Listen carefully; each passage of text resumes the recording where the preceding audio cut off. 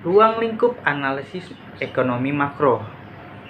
Oke, analisis dalam ekonomi makro adalah global atau menyeluruh. Dalam makroekonomi yang diperhatikan adalah tindakan konsumen secara keseluruhan, kegiatan-kegiatan keseluruhan pengusaha, dan perubahan-perubahan keseluruhan kegiatan ekonomi. Analisis dalam makroekonomi menerangkan tentang yang pertama, bagaimana segi permintaan dan penawaran menentukan tingkat kegiatan dalam perekonomian. Yang kedua, masalah-masalah utama yang selalu dihadapi setiap perekonomian. Yang ketiga, peranan kebijakan dan campur tangan pemerintah untuk mengatasi masalah ekonomi yang dihadapi. Kita masuk ke dalam pembahasan yang pertama, yaitu penentuan kegiatan ekonomi. Analisis dalam makroekonomi menunjukkan bahwa bagaimana pengeluaran agregat atau pembelanjaan yang akan dilakukan dalam perekonomian pada suatu waktu tertentu. Biasanya dalam 1 tahun, pada berbagai tingkat pendapatan negara, dan penawaran agregat akan menentukan tingkat kegiatan suatu perekonomian dalam suatu periode tertentu dan pendapatan nasional atau produksi nasional yang tercipta. Dalam suatu perekonomian modern, komponen dari pengeluaran agregat dibedakan menjadi 4 golongan. Yang pertama itu ada pengeluaran konsumsi rumah tangga. Yang kedua ada investasi perusahaan-perusahaan. Yang ketiga ada pengeluaran konsumsi dan investasi pemerintah. Yang keempat ada ekspor. Lalu analisis mengenai penentuan tingkat kegiatan dalam perekonomian perlu dibedakan kepada 3 bentuk abstraksi atau penyederhanaan, yaitu yang pertama, analisis penentuan kegiatan perekonomian yang memisahkan bahwa harga tetap dan suku bunga tetap. Yang kedua, analisis penentuan kegiatan perekonomian yang memisalkan harga mengalami perubahan. Perubahan tersebut akan menimbulkan perubahan dalam tingkat kegiatan perekonomian. Yang ketiga, analisis penentuan kegiatan perekonomian yang memisalkan harga dan suku bunga mengalami perubahan. Selanjutnya, pembahasan yang kedua ada masalah dan kebijakan makroekonomi. Makroekonomi memandang bahwa sistem pasar tidak selalu dapat mewujudkan hal-hal sebagai berikut. Yang pertama itu ada penggunaan tenaga kerja penuh. Yang kedua ada kestabilan harga-harga. Yang ketiga ada pertumbuhan ekonomi yang teguh. Menerangkan sebab-sebab dari berlakunya masalah tersebut dan kebijakan-kebijakan pemerintah untuk mengatasi masalah tersebut merupakan hal yang dibicarakan dalam hal teori ekonomi makro. Kebijakan pemerintah itu diantara lainnya ada yang pertama ada kebijakan fiskal, di mana langkah pemerintah membuat perubahan dalam bidang perpajakan pengeluaran pemerintah dengan maksud untuk mempengaruhi pengeluaran agregat dalam perekonomian.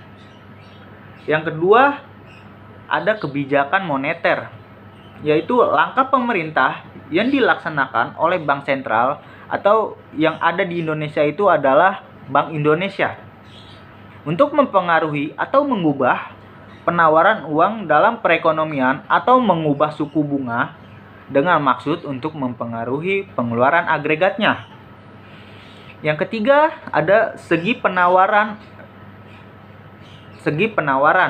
Langkah pemerintah yang berusaha meningkatkan efisiensi kegiatan perusahaan-perusahaan dan tenaga kerja sehingga produksi nasional dapat ditingkatkan, biaya produksi dikurangkan, dan teknologi semakin berkembang. Dan pembahasan yang ketiga adalah masalah utama dalam perekonomian. Masalah-masalah tersebut yaitu ada 5, yaitu yang pertama masalah pertumbuhan ekonomi.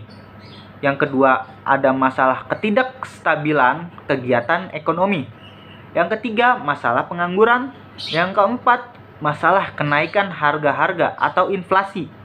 Yang kelima, masalah neraca perdagangan dan neraca pembayaran. Lalu selanjutnya, pertumbuhan ekonomi. Pertumbuhan ekonomi dapat didefinisikan sebagai perkembangan kegiatan dalam perekonomian yang menyebabkan barang dan jasa yang diproduksi dalam masyarakat bertambah. Lalu yang kedua ada ketidakstabilan kegiatan ekonomi. Pendapatan nasional potensial dan sebenarnya. Perbedaan di antara pertumbuhan ekonomi potensial dan pertumbuhan ekonomi sebenarnya dapat menggambarkan potensi perkembangan pendapatan nasional dalam jangka panjang dan perkembangan sebenarnya pendapatan nasional seperti yang ditunjukkan dalam. Lalu ada konjunktur, siklus kegiatan perusahaan. Konjunktur adalah kenyataan yang berlaku dalam perekonomian yang menunjukkan bahwa kegiatan ekonomi tidak berkembang secara teratur, tetapi mengalami kenaikan atau kemunduran yang selalu berubah-ubah dalam waktu ke waktu. Yang ketiga adalah masalah pengangguran. Seperti yang ada di Indonesia itu pengangguran sangatlah banyak. Dan pengertian pengangguran sendiri itu adalah suatu keadaan di mana seseorang yang tergolong dalam angkatan kerja yang ingin mendapatkan pekerjaan tetapi belum dapat memperolehnya. Seseorang yang bekerja tetapi tidak secara aktif mencari pekerjaan tidak tergolong sebagai pengangguran. Contohnya itu seperti ibu rumah tangga. Mereka disebut sebagai pengangguran sukarela. Faktor utama yang menimbulkan pengangguran adalah kekurangan pengeluaran agregat. Pada umumnya, pengeluaran agregat yang terwujud dalam perekonomian adalah lebih rendah dari pengangguran agregat yang diperlukan untuk mencapai tingkat penggunaan tenaga kerja penuh. Di samping itu, faktor-faktor lain yang menimbulkan pengangguran adalah menganggur karena ingin mencari kerja lain yang lebih baik. Lalu ada pengusaha menggunakan peralatan produksi modern yang mengurangi penggunaan tenaga kerja dan ketidaksesuaian di antara keterampilan pekerja yang sebenarnya dengan keterampilan yang diperlukan oleh industri-industri lainnya.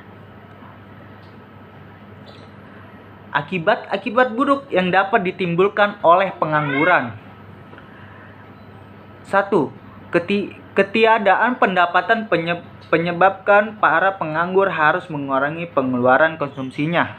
Yang kedua, ada mengganggu taraf kesehatan keluarga para penganggur. Yang ketiga, pengangguran yang berkepanjangan menimbulkan efek psikologis yang buruk ke diri penganggur dan keluarganya. Yang keempat, pengangguran mengurangi pendapatan masyarakat dan mengurangi tingkat kemakmuran yang mereka capai. Yang kelima, keadaan pengangguran yang sangat buruk di suatu negara dapat menimbulkan kekacauan politik dan sosial yang berlaku dan menimbulkan efek yang buruk kepada kesejahteraan masyarakat dan prospek pembangunan ekonomi dalam jangka panjang. Lalu selanjutnya ada masalah inflasi. Siapa sih yang nggak tahu inflasi? Inflasi sendiri adalah kenaikan harga-harga umum yang berlaku dalam suatu perekonomian dari satu periode ke periode lainnya. Dan berikut adalah faktor-faktor penyebab terjadinya inflasi. Yang pertama itu ada tingkat pengeluaran agregat yang melebihi kemampuan perusahaan-perusahaan untuk menghasilkan barang-barang dan jasa-jasa. Lalu yang kedua ada pekerja-pekerja di berbagai kegiatan ekonomi menuntut kenaikan upah. Dari kedua masalah di atas, biasanya berlaku apabila perekonomian sudah mendekati tingkat tenaga kerja penuh atau perekonomian yang sudah sangat maju. Di samping itu, inflasi dapat pula berlaku sebagai akibat dari kenaikan harga-harga barang yang diimpor, lalu penambahan penawaran uang yang dapat berlebihan tanpa diikuti oleh pertambahan produksi dan penawaran barang, dan kekacauan politik dan ekonomi sebagai akibat pemerintah yang kurang bertanggung jawab. Akibat-akibat buruk yang dapat ditimbulkan karena adanya masalah inflasi. Yang pertama, cenderung menurunkan taraf kemakmuran segolongan besar masyarakat, seperti upah real. Para pekerja akan merosot, yang berarti tingkat kemakmuran juga mengalami kemerosotan. Yang kedua, prospek pembangunan ekonomi jangka panjang akan menjadi semakin buruk. Yang ketiga, inflasi yang serius cenderung mengurangi investasi yang memproduksi pengurangan ekspor dan kenaikan impor. Dan yang keempat, memperlambat pertumbuhan ekonomi. Selanjutnya itu, yang kelima ada ketidakseimbangan neraca pembayaran. Neraca pembayaran sendiri adalah suatu ringkasan pembukuan yang menunjukkan aliran pembayaran yang dilakukan dari negara-negara lain ke dalam negeri, dan dari dalam negeri negara-negara lain dalam satu tahun tertentu. Pembayaran-pembayaran yang dilakukan tersebut meliputi, yang pertama ada penerimaan dari ekspor dan pembayaran untuk impor barang dan jasa. Yang kedua, aliran masuk penanaman modal asing dan pembayaran penanaman modal keluar negeri. Dan yang ketiga, ada aliran keluar dan aliran masuk modal jangka pendek. Misalnya seperti mendepositkan uang di luar negeri. Ada dua neraca yang penting dalam suatu neraca pembayaran, yaitu yang pertama ada neraca perdagangan dan yang kedua ada neraca keseluruhan. Neraca perdagangan menunjukkan perimbangan di antara ekspor dan impor, dan sedangkan neraca keseluruhan menunjukkan perimbangan di antara keseluruhan aliran pembayaran ke luar negeri dan keseluruhan aliran penerimaan di luar negeri. Hal ini menyebabkan ketidakseimbangan neraca pembayaran adalah defisit neraca pembayaran. Neraca defisit pembayaran berarti pembayaran ke luar negeri melebihi penerimaan dari luar negeri. Salah satu faktor penting yang menimbulkan masalah ini adalah impor melebihi ekspor. Ingat ya, impor melebihi ekspor. Dan pengaliran modal yang terlalu banyak ke luar negeri adalah faktor lain yang menimbulkan defisit tersebut.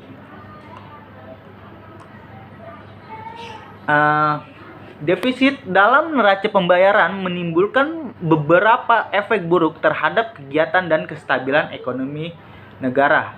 Di antara lainnya ada yang pertama itu defisit akibat impor yang berlebihan mengakibatkan penurunan dalam kegiatan ekonomi dalam negeri karena konsumen menggantikan barang dalam negeri dengan barang impor. Yang kedua ada harga valuta asing akan meningkatkan dan menyebabkan harga-harga barang impor bertambah mahal. Dan yang ketiga ada kegiatan ekonomi dalam negeri yang mengurangi kegairahan pengusaha-pengusaha untuk melakukan penanaman modal dan membangun kegiatan usaha yang baru. Lalu selanjutnya alat pengamat prestasi kegiatan ekonomi. Alat pengamat prestasi kegiatan perekonomian yang utama antara lain, yang pertama ada pendapatan nasional, pertumbuhan ekonomi dan pendapatan per kapita. Yang kedua ada penggunaan tenaga kerja dan pengangguran. Yang ketiga ada tingkat perubahan harga-harga atau inflasi. Yang keempat ada kedudukan neraca perdagangan dan neraca pembayaran. Yang kelima ada ketidakstabilan mata uang domestik. Dan yang pertama itu pendapatan nasional.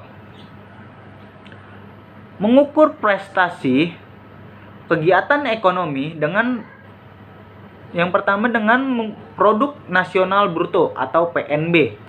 Produksi nasional yang diwujudkan oleh faktor-faktor produksi milik warga negara suatu negara. Yang kedua dengan produk domestik bruto atau PDB. Produk nasional yang diwujudkan oleh faktor-faktor produksi di dalam negeri atau milik warga negara orang asing dalam suatu negara. Yang lalu selanjutnya tingkat pertumbuhan ekonomi dengan menghitung pendapatan nasional real yaitu PNB atau PDB. Lalu selanjutnya tingkat pertambahan kemakmuran dengan menghitung pendapatan per kapita di berbagai tahun. Lalu selanjutnya tenaga kerja dan pengangguran. Pengangguran dalam suatu negara adalah perbedaan di antara angkatan kerja dengan penggunaan tenaga kerja yang sebenarnya. Angkatan kerja adalah jumlah tenaga kerja yang terdapat dalam suatu perekonomian pada suatu waktu tertentu. Untuk menentukan angkatan kerja diperlukan jumlah penduduk usia 15 sampai 64 tahun dan jumlah penduduk usia 15-64 tahun yang tidak ingin bekerja. Contohnya pelajar, mahasiswa, dan ibu rumah tangga dan pengangguran sukarela lainnya. Jumlah penduduk golongan disebut penduduk usia kerja, dan penduduk golongan disebut bukan angkatan kerja. Angkatan kerja dalam suatu periode tertentu dapat menghitung dengan mengurangi jumlah penduduk dengan jumlah penduduk perbandingan di antara angkatan kerja dengan penduduk usia kerja dan dinyatakan dalam persen.